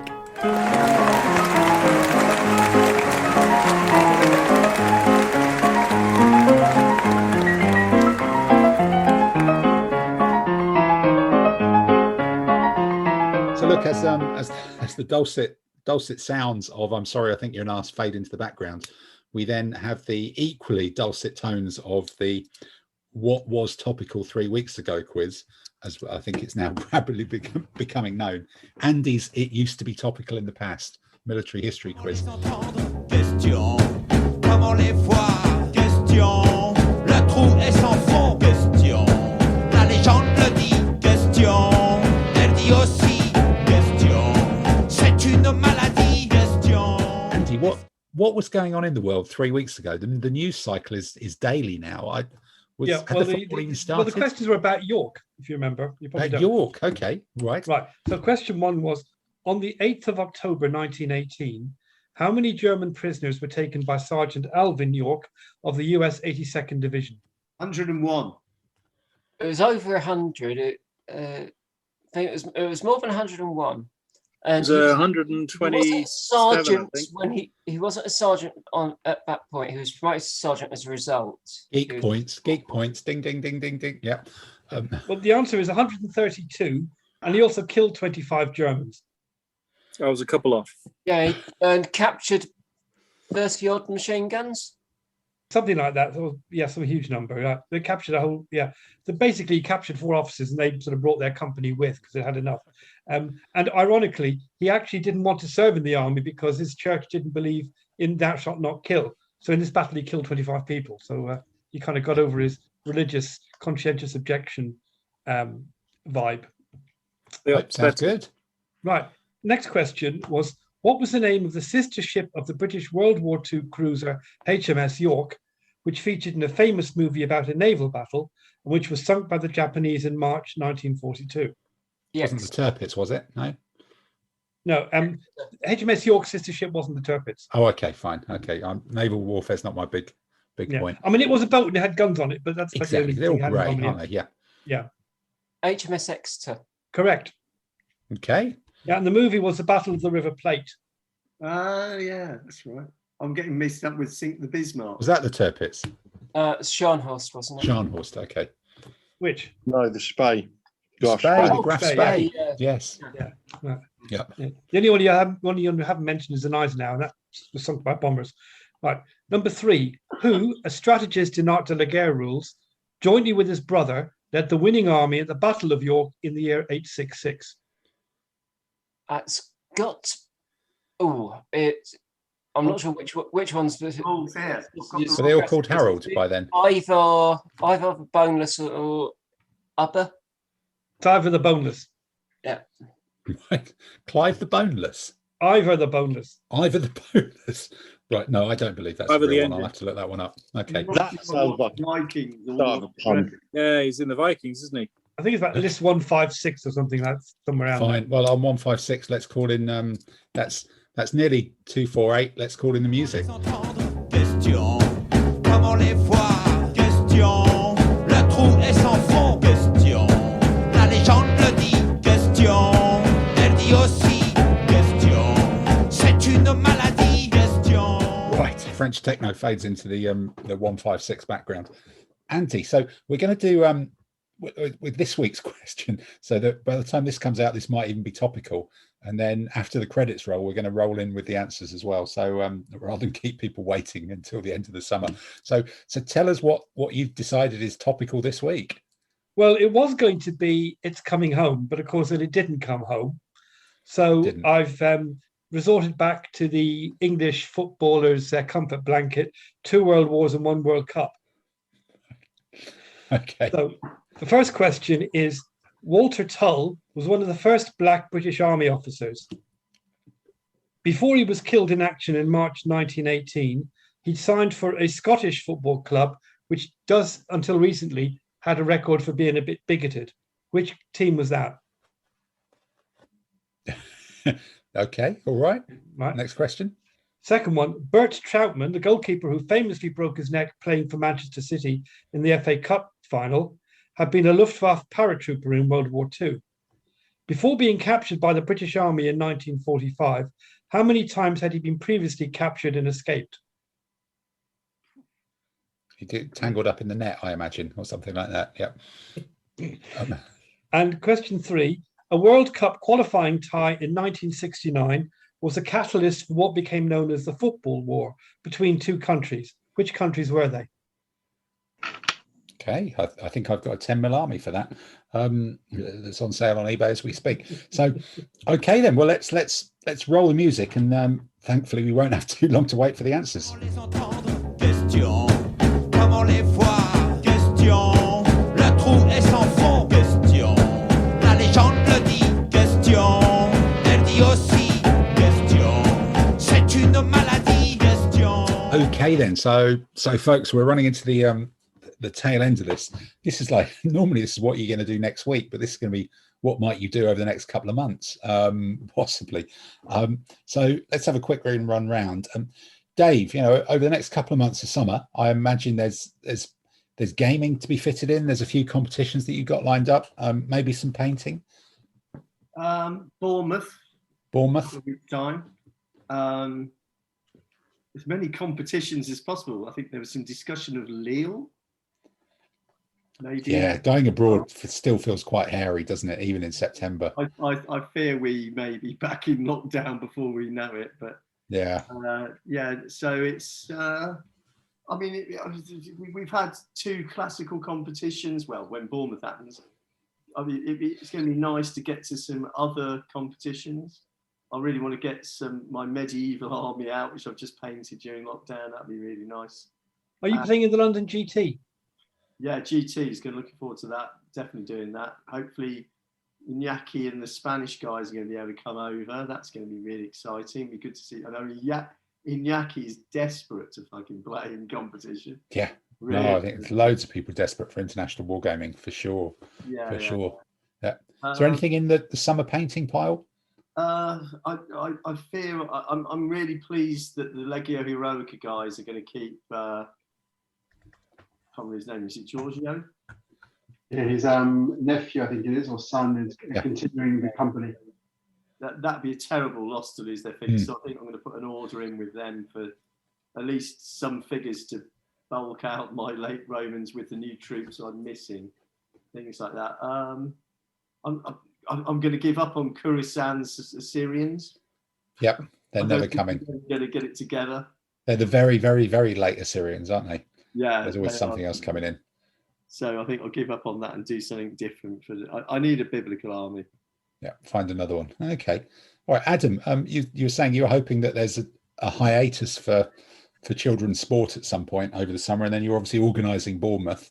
What else is on your agenda coming up? Well, hoping to get a few games in. That would be good. Also, I kind of realised that November for Warfare, as long as we're not in lockdown again, I entered the 25 mil, and it's sort of like that's medievally. And I was thinking, I've got plenty of time to paint this French Ordnance Army that I'm gonna. But the weeks and the months are actually cracking on through surprisingly quickly. So I'm gonna have to concentrate on getting the French Ordnance Army painted, so I can use it later on in the year. Okay. All right. Mr. Finkel, what about you? I think you're painting as we speak. You're just a slow speed painting machine. Will you still be playing Dave Ray and painting something when we return in September? Probably yes. I'll hopefully be limbering up for the London GT that competition. I want to finish these feudal Welsh spearmen and the stuff I've got undercoated at the moment, which is the Ottomans for the Renaissance and the Cruel Seas stuff, and finish tidying up those Persians. So that, between that will keep me entertained. I'm not sure I'm going to get it all done because at the moment I'm not got a sort of massive painting mojo. It's bits here and there. So that'll probably keep me going for a couple of months, I should think. I'll probably still be doing these things when we next compare notes. Okay. Tamsin, trees, buildings, terrain. By if we said by September, recipe book. By September I should have got I hope I'm still not doing terrain by September, jungle terrain by September. But you're going to be looking at a lot of things on Zoom, aren't we? That are all tree shaped. Can I just ask, is it going to be for a loot or something like that? Huh? Is this going to be for a show? No. You've got to dry brush all those pineapples. It's going to take you a while. I have not done pineapple trees. Hey, that's good then. So you're hoping to. So when yam trees get past the terrain, then what figures are lined up for the next few months? I think I will. Well, I've got additions to my Yi Choson Korean. Thanks for the list. V4 list. So got the figures for those, and just need to get those prepped and painted. Probably do. I buy the figures for Japanese platoon. Someone to hide in the jungle. Yeah. Okay, and then the next challenge will be finding them again once you've deployed them. Yeah, it's a Fakawi brigade, because I get one of them. Where the fuck are we? Oh, he's back. He was late to entry, but he's back. Where the fucking hell are we? Where the fucking hell are we? Peter, what about you? What's coming up for you over the summer? Well, I've got some Mycians that I got some of that Museum Z range to sort of like have my Trojans going steaming in. Got the Brad Pitt figure painted up. Of course, they're all going to have to be gold. It's be rude not to. On top of that, I've been looking at a few armies, so clearing out some of the Spanish, feudal Spanish, because looking at them, they look quite tasty. I've got to sort out what I'm going to use in the London GT. So there's, having a look at how that sets up and how we're going to run that one. But the next tournament after that is Reading. So I've just got to have a look of what it is and what I want to have a go at that, because it's just getting back into the swing of it. So there's various armies I want to try out and have a look at and play various games. But the key one that's coming up in just a couple of weeks is a big Battle Empire one, where we're going to have a big game down at the club for a whole day. We're bringing various troops along to try a big battle that two of our club mates are setting up. Oh, La Rothier, isn't it? Yeah. 1914. Yeah, that should be interesting. See if we can actually get up to some speed on playing that game. Yeah. Actually work out how to play it, which will be... They've already worked out my style. I've got the Austrians. I get to go forwards. Right, and that's it, just in a line. Okay. Yeah, it's this. A lot of tactical nous in that, Yeah. Okay. And then Simon, what about you? What's your next few months got ahead? Is it just putting different armies on table and bashing the Renaissance stuff around? Yeah, definitely a lot more Renaissance, because you always need big pike unit to run around the table. Looking forward to Bournemouth. So my lockdown 1 army, the 20mm Chinese, will come out and we'll get to see their full glory of plastic ugliness. So they'll be quite good. And I've got the big lead chariots from I can't remember who I bought them from. So they'll look really good. Get ready for London GT. Is it New Line? Would it be New Line? New Line, yeah. So yeah. Those are ones that you recommended. The good value ones, yeah. Yeah, and they just look proper and big. I think I'll have to get a little trolley to carry them. It's got 6 chariots. They just walk sideways. Yeah, that's pretty solid, isn't it? Yeah. They will look really good. So looking forward to getting them on the table. Got the GT. And then also just looking forward to having a few random games of either King of the Battlefield or something. They're not competition focused. You're actually just play games and blow things up and see what happens there. So that'll be good fun. Plus a bucket load of painting King of the Battlefield, musket units and more cuirassiers, because when you've got 20 battle units, you probably need a few more. So you do, don't you? Yeah, for that 12 unit game, you've just got to have all those options. And it's nice to have every possible option. So, elite, uber elite, these little ones with 3 tassels, 4 tassels. Yeah. Very important. Yeah, just mix it up for sure. Good.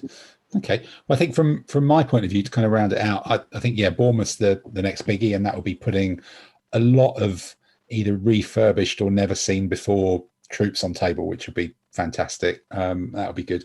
I think I've entered a 1-day 25mm 100 point competition, which will be a first for me in I think the 8th of August up in Gloucester. It's one that Keith McGlynn's organising. So I've put in an army list for that already, 100 point, 2 commands, which should be fun. Get some 25mm 28mm figures on table and lots of short games, possibly very short if my army composition is nonsense, just gets run over, which should be it. And then playing a bit more with all the different 15mm armies that I've got, just trying to use different armies down the club. That Battle Empire thing I'm looking forward to. Put some of my 10mm stuff on and see how ridiculous it looks next to other people's 18mm will be it. Getting they could be the reinforcements in the distance. They could be the reinforcements in the distance. It's a theme here actually. My 20mm Americans for chain of command, giving them another few runs out and see if I can get my head around that. I think there's talk of doing some BKC or Cold War Commander and other things down the club and getting some bigger games as well. And then at some point when things get kind of feel a bit more safe, to start playing some Malifaux again as well, just all the different systems. But then that's starting to be system overload, I think.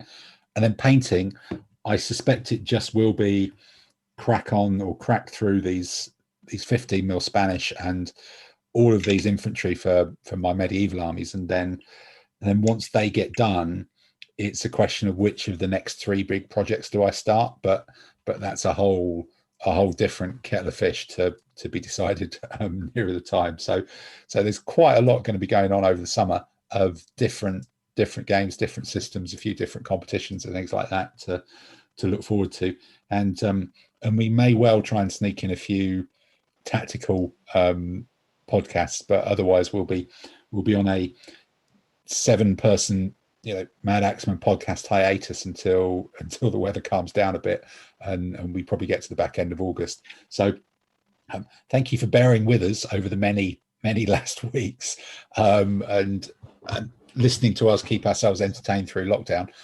It's been great to be here. I think we'll actually have to start calling the next one Series 2, because I think I just rolled this one and it was Series 1 and we're up to about episode 88 or something. So we probably will be back officially with Series 2 in the autumn, and watch out for other stuff that drops between now and then. But other than that, thank you for listening. Thank you for subscribing. Thank you for downloading, keeping it clicking. Enjoy the summer, enjoy the gaming, hopefully see you across the table. So goodbye everybody. Goodbye. Bye. Bye.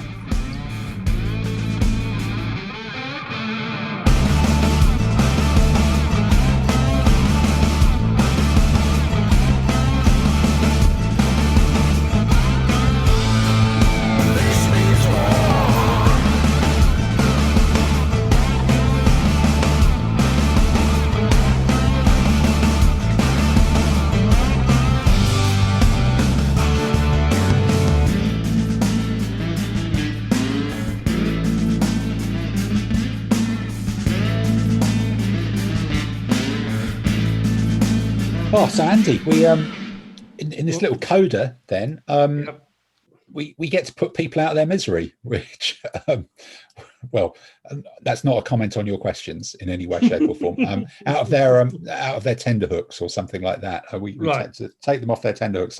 So fill us in with the answers on Andy's I can't believe it's still topical quiz of the week. Right. Okay. Well, the first question was Walter Tull was one of the first Black British Army officers. Before he was killed in action in March 1918, he signed for a Scottish club which had a reputation of being a bit bigoted. Which club did he sign for? Rangers. Correct. Hadn't he already played for Tottenham Hotspur? Yes. And Plymouth North End, isn't he? Sorry, Preston North End, isn't he? I don't think it was Preston. I think he played for Northampton. He might have played. I don't know about Preston. You may be right. Maybe we need to do another spin-off podcast on 1920s football in the British Isles. You know, it sounds like there's a lot of expertise around the pod. Sure. Right. Second question was Bert Troutman, a goalkeeper who famously broke his neck playing for Manchester City in the FA Cup final, had been a Luftwaffe paratrooper in World War II. Before being captured by the British Army in 1945, how many times had he been previously captured and escaped? I'll say 5. Anyone else? 2? Yeah, the answer is 2. Once by the Russians and once by the French. Oh, so he did almost the full suite of Allied powers then? Something like that, yeah. Did he get captured by the Americans later in the war? No, apparently not, no. Oh, right, okay. You've got to admire someone, though, that sort of like breaks their neck and goes, no, I'll just carry on, don't worry about it. Well, I imagine compared to being captured by the Russians, breaking your neck in a football match is probably not the worst thing that could ever happen to you. Yeah, I must admit that I've had paper cuts that have made me stop playing war games, so and go home early. So yeah, I think that is a very good shout. Right, and the third question was about a World Cup qualifying tie in 1969 was the catalyst for what became known as the football war between two countries. Which countries were they? Was it Bolivia and Peru? Was it? Or no, it was Honduras. Or Paraguay. Honduras is one of them. Honduras, Paraguay. El Salvador. El Salvador, yes. Yeah.